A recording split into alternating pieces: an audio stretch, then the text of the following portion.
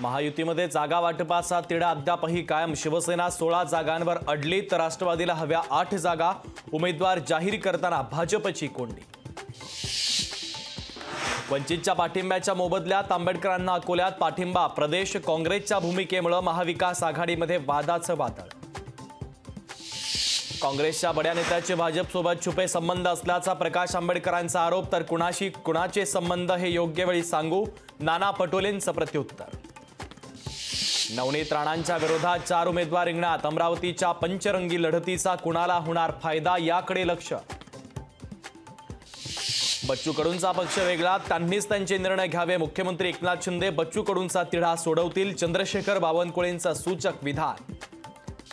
साताऱ्यातून पृथ्वीराज चव्हाण निवडणूक लढवण्याची शक्यता। सातारा काँग्रेसला सोडल्यास विचार करू, काँग्रेसची सावध भूमिका।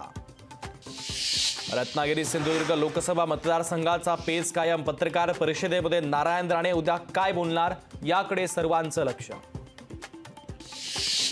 काँग्रेसला उमेदवार मिळत नसल्यानं उत्तर मुंबईची जागा शिवसेना उद्धव बाळासाहेब ठाकरे पक्षाकडे। ठाकरे गटाकडून विनोद घोसाळकरांचं नाव जवळपास निश्चित।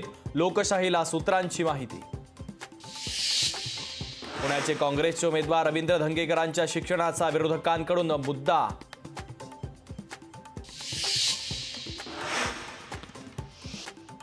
पुण्याचे काँग्रेसचे उमेदवार रवींद्र धंगेकरांच्या शिक्षणाचा विरोधकांकडून मुद्दा। कमी शिक्षणाच्या मुद्द्यावरून धंगेकरांचा भाजपवर पलटवार। तर सुप्रिया सुळे आणि भुजबळ हे धंगेकरांच्या पाठीशी।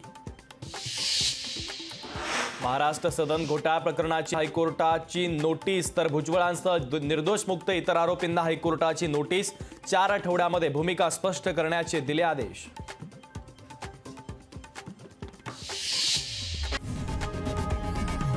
लोकशाही मराठी ऐका, पहा, जागरूक रहा।